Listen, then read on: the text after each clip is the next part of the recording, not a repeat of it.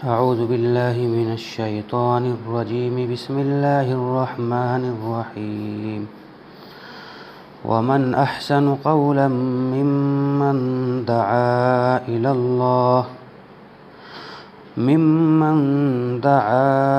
إلى الله وعمل صالحا وقال إنني من المسلمين ولا تستوي الحسنة ولا السيئة ادفع بالتي هي أحسن فإذا الذي بينك وبينه عداوة كأنه ولي حميم صدق اللہ العظیم۔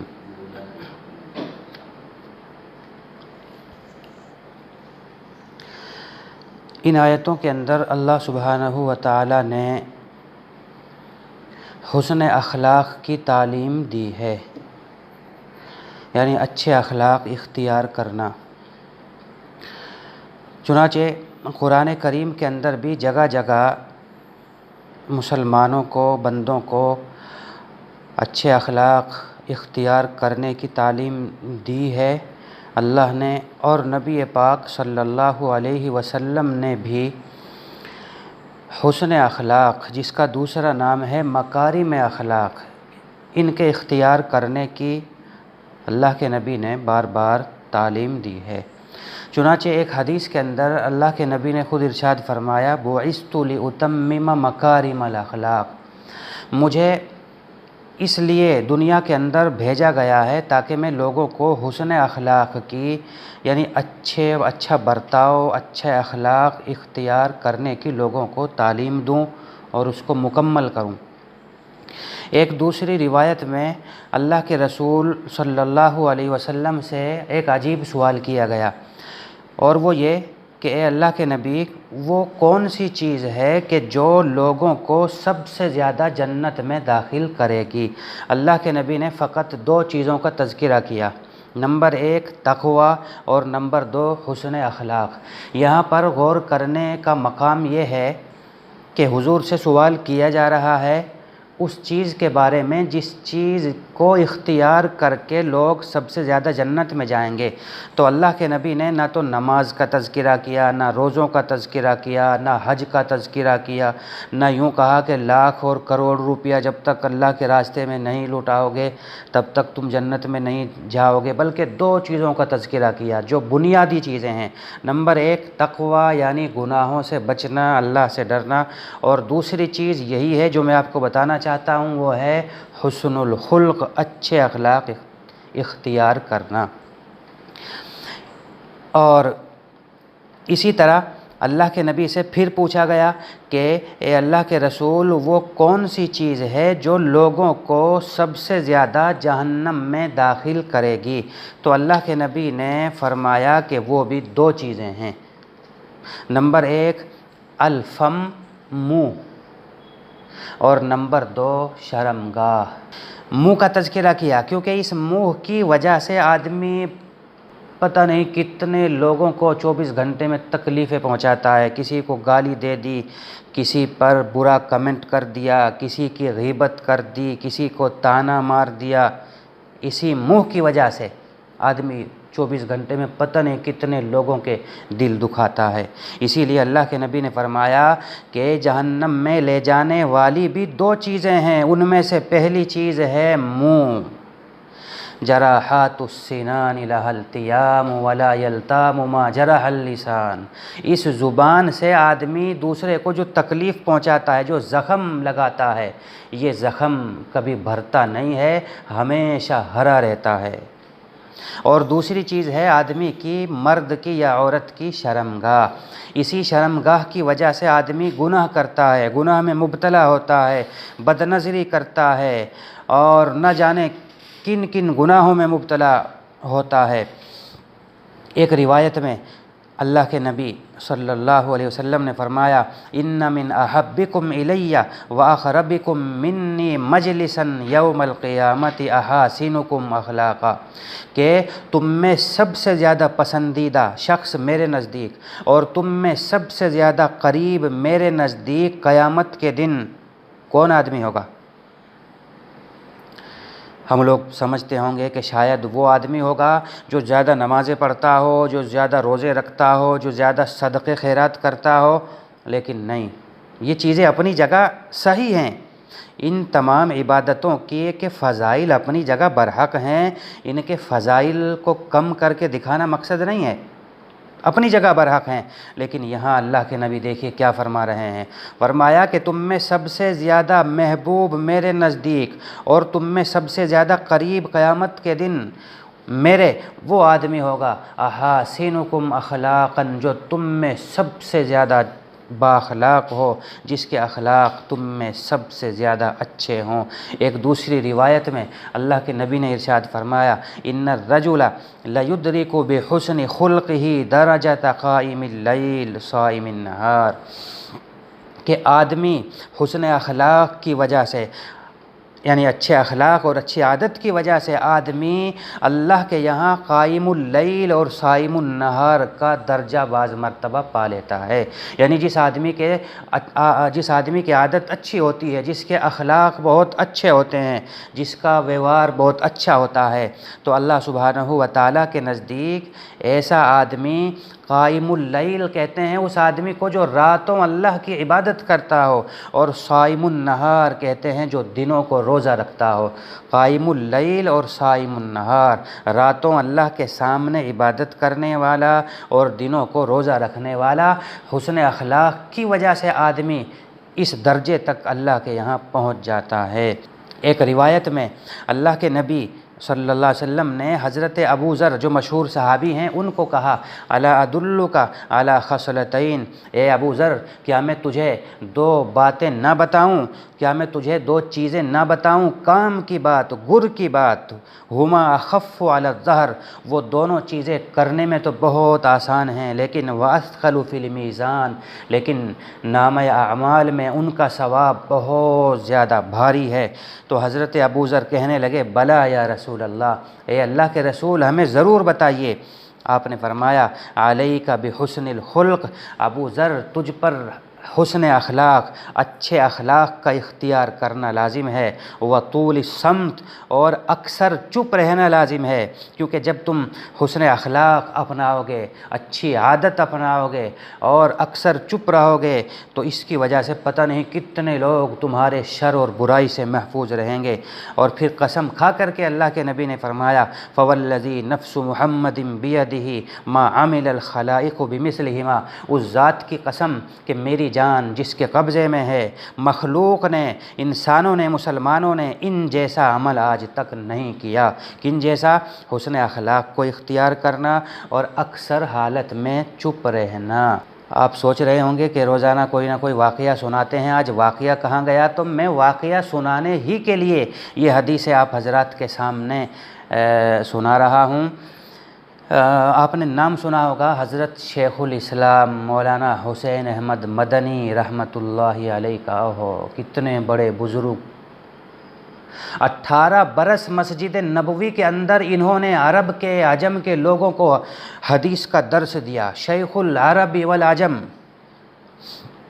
چونکہ تذکرہ چل پڑا ہے حسن اخلاق کا، تو حضرت کا ایک عجیب واقعہ ذکر کیے بغیر آج کی مجلس اور آج کا یہ درس مکمل ہو ہی نہیں سکتا ہے۔ بڑا عجیب واقعہ۔ اس واقعے سے آپ کو اور ہمیں اندازہ لگانا چاہیے کہ مسلمان کے لیے اچھا برتاؤ، اچھا اخلاق اپنانا کتنا ضروری ہے، اور اللہ سبحانہ و تعالی حسن اخلاق اور اچھے اخلاق کی وجہ سے اللہ کتنا بندے کا درجہ بلند کر دیتا ہے۔ احادیث کے اندر تو آپ سن ہی چکے، اس واقعے سے بھی آپ کو اندازہ لگ جائے گا۔ یوں کہتے ہیں کہ ایک مرتبہ حضرت مولانا حسین احمد مدنی رحمۃ اللہ علیہ حج کے سفر سے واپس آ رہے تھے۔ یہ واقعہ ہو سکتا ہے آپ نے سنا ہو، لیکن آج میں اس واقعے کا آپ کو حوالہ بھی دوں گا۔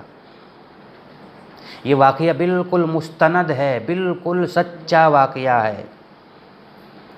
حضرت مولانا احمد علی لاہوری جو لاہور کے ایک بہت بڑے مفسر اور بزرگ گزرے ہیں، انہوں نے یہ واقعہ محمد عارف نام کے شخص سے روایت کیا جو ضلع جھنگ پنجاب کا رہنے والا تھا۔ تو حضرت جب حج کر کے واپس ہو رہے تھے، ٹرین کا سفر تھا اور شاید حضرت لاہور کے اسٹیشن سے گزرنے والے تھے، تو مولانا احمد علی لاہوری کو پتہ چلا کہ حضرت شیخ الاسلام مولانا حسین احمد مدنی ہمارے شہر کے ریلوے اسٹیشن سے گزر رہے ہیں۔ تو انہوں نے سوچا کہ حضرت حج بھی کر کے آ رہے ہیں اور بہت اچھا موقع ہے، ہمارے شہر سے آپ کا گزر ہوگا، تو چلو حضرت کا دیدار بھی ہو جائے گا، دعا کی درخواست بھی کر دیں گے، اور ویسے بھی حج کر کے آئے ہیں، حاجی کی دعا تو قبول ہوتی ہی ہے۔ تو اس نیت سے حضرت ریلوے اسٹیشن پر پہنچ گئے۔ یہ شخص جس کا نام میں نے عارف بتایا، یہ حضرت کا معتقد تھا، ہو سکتا ہے حضرت کا مرید ہو۔ یہ بھی اسی ریلوے اسٹیشن پر پہنچا، تو چونکہ یہ حضرت کا مرید تھا، حضرت کا عاشق زار تھا، اس کو حضرت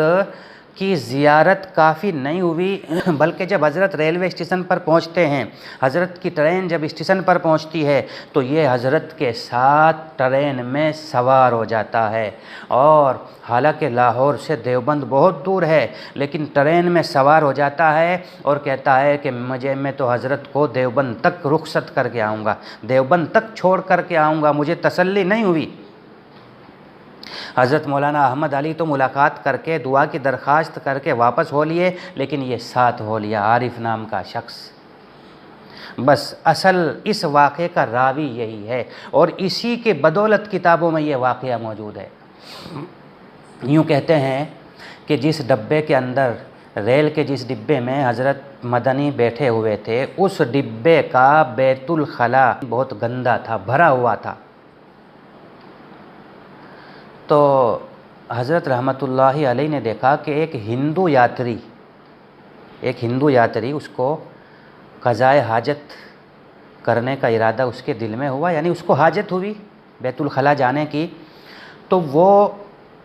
بیت الخلا کے اندر داخل ہوا، اور داخل ہوتے ہی فوراً الٹے پاؤں واپس ہو گیا۔ حضرت سمجھ گئے کہ چونکہ بیت الخلا لیٹرن بہت گندا ہے، اس وجہ سے یہ شخص الٹے پاؤں واپس آ کر کے بیٹھ گیا۔ اب دیکھیے کیا ہوتا ہے،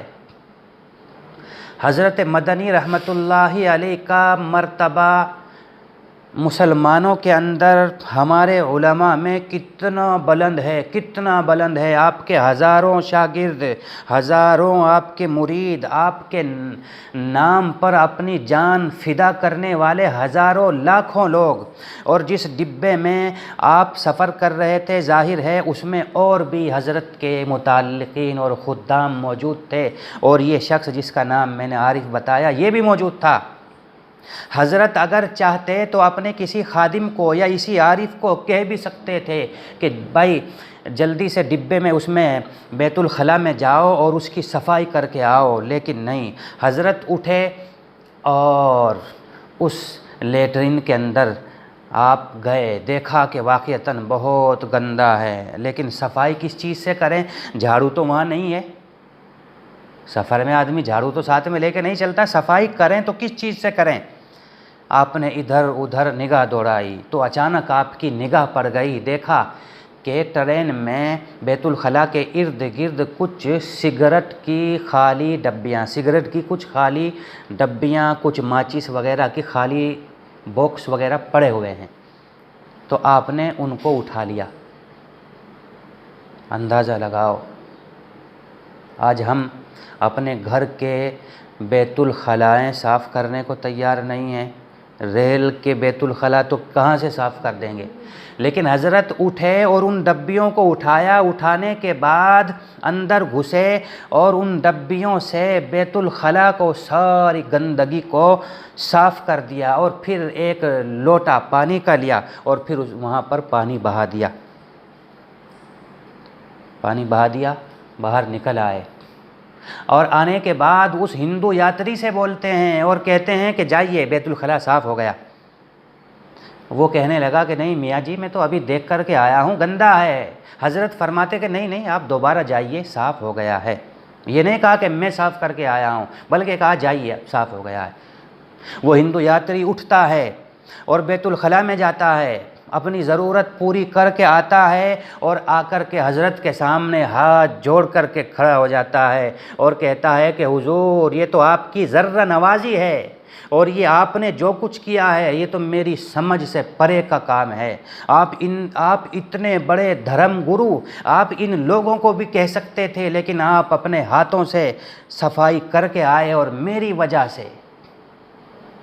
وجہ سے پورے سفر میں ہاتھ جوڑے وہ شخص بیٹھا رہا حضرت کے سامنے۔ چنانچہ جس ڈبے کے اندر یہ واقعہ پیش آیا، اسی ڈبے کے اندر ایک دوسرے بزرگ بیٹھے ہوئے تھے جن کا نام تھا خواجہ نظام الدین تونسوی۔ یہ بھی اپنے زمانے کے ایک بڑے عالم تھے، اور سیاسی اعتبار سے حضرت مدنی سے الگ نظریہ رکھتے تھے۔ حضرت مدنی کا نظریہ الگ تھا، ان کا نظریہ الگ تھا۔ حضرت مدنی کا نظریہ آپ جانتے ہیں کہ پارٹیشن کے خلاف تھا۔ 1947 میں جب ملک تقسیم ہوا، پارٹیشن ہوا، تو حضرت مدنی پارٹیشن کے خلاف تھے، اور خواجہ صاحب جو تھے وہ پارٹیشن کے حق میں تھے۔ دونوں بزرگوں کی کبھی ملاقات نہیں ہوئی، لیکن غائبانہ آپس میں جانتے تھے۔ خواجہ نظام الدین چونکہ پارٹیشن کے حق میں تھے اور حضرت مدنی اس کے برخلاف تھے، اس وجہ سے خواجہ نظام الدین نے حضرت مدنی کے خلاف پتہ نہیں کتنے فتوے دیے اور کتنا ان کو برا بھلا کہا۔ لیکن آج حضرت مدنی خواجہ نظام الدین تونسوی کے سامنے ہیں، سامنے ضرور ہیں مگر پہچان نہیں پائے۔ تو اپنے پاس میں بیٹھے ہوئے ایک شخص سے خواجہ صاحب پوچھتے ہیں کہ یہ کھدر پوش آدمی یہ کون ہے؟ یہ تو بڑا عجیب آدمی ہے، یہ فرشتہ ایک ہندو یاتری کے لیے ٹرین کا بیت الخلا صاف کر کے آیا ہے، یہ کون ہے؟ ان کو بتایا گیا کہ حضور یہ دیوبند کے مولانا حسین احمد مدنی ہیں۔ بس کیا تھا، پرانے زمانے کے تو علماء بڑے عجیب ہوتے تھے، بھلے ہی ان میں آپس میں اختلاف ہو، لیکن جب وہ سمجھ لیا کرتے تھے کہ سامنے والا فرشتہ ہے تو وہ کھڑے ہو جایا کرتے تھے۔ چنانچہ خواجہ صاحب فوراً اٹھے، اور اٹھنے کے بعد حضرت مدنی کے پاؤں میں پڑ گئے اور رونے لگے اور کہنے لگے کہ حضرت ساری زندگی میں آپ کو برا بھلا کہتا رہا اور آپ کے خلاف لکھتا رہا، میں نے آپ کے خلاف فتوے بھی دیے، لیکن آج آپ کا اتنا اعلیٰ کردار دیکھ کر کے مجھ سے رہا نہیں گیا۔ اگر میں آج بھی معافی نہیں مانگوں گا تو مجھے ڈر ہے کہ مرنے کے بعد کہیں میں سیدھا جہنم رسید نہ ہو جاؤں، لہٰذا میں نے ساری زندگی آپ کو جو بھی کچھ کہا، برا کہا، لکھا، فتوے دیے، مجھے معاف کر دیجئے ورنہ حضور میری آخرت برباد ہو جائے گی۔ حضرت مدنی نے بھی ان کو پہچان لیا کہ یہ خواجہ نظام الدین ہیں جو میرے خلاف لکھا کرتے ہیں۔ حضرت خواجہ نظام الدین کو حضرت مدنی کہنے لگے کہ بھائی میں نے کچھ نہیں کیا، میں تو حضور صلی اللہ علیہ وسلم کا ایک ادنا سا خادم ہوں، میں نے تو وہی کیا جو میرے آقا کی سنت ہے، میں نے اپنے آقا کی سنت پہ عمل کیا ہے، اور وہ سنت یہ ہے کہ ایک مرتبہ اللہ کے نبی صلی اللہ علیہ وسلم کے گھر میں ایک یہودی مہمان آیا۔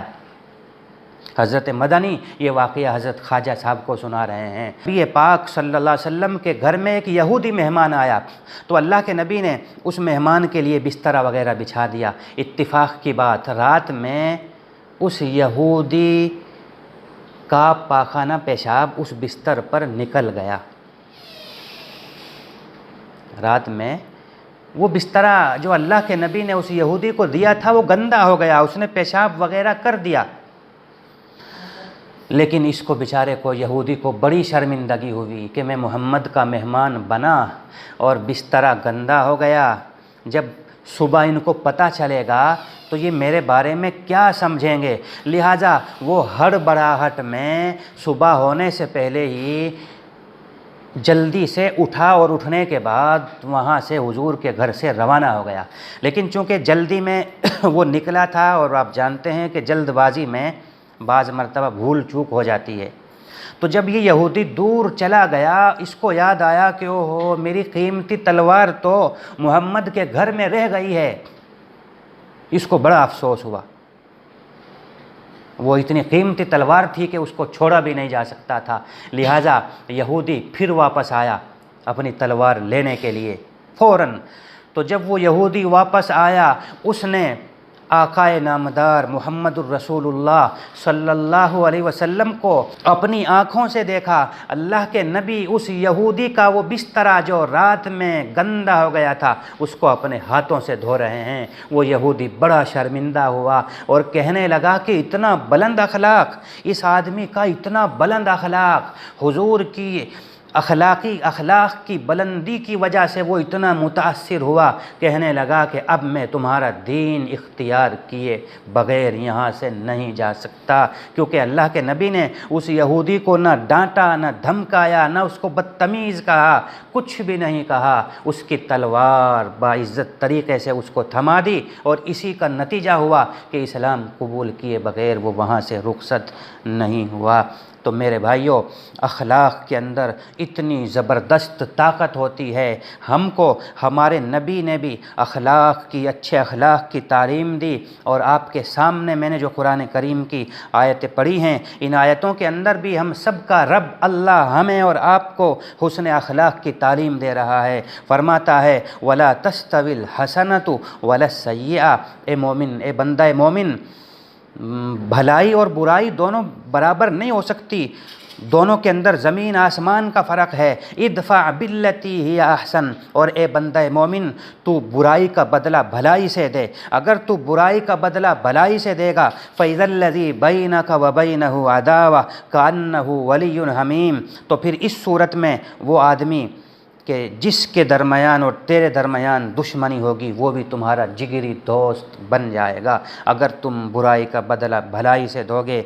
اگلی آیت میں اللہ فرماتے ہیں کہ یہ ہے بہت مشکل کام، یہ اتنا آسان کام نہیں ہے۔ وَمَا يُلَقَّاهَا إِلَّا الَّذِينَ صَبَرُوا، اور برائی کا بدلہ بھلائی سے دینا ہر آدمی کے بس کی بات نہیں ہے، یہ انہی لوگوں کی بس کی بات ہے الَّذِينَ صَبَرُوا، جو بڑے باہمت ہوتے ہیں،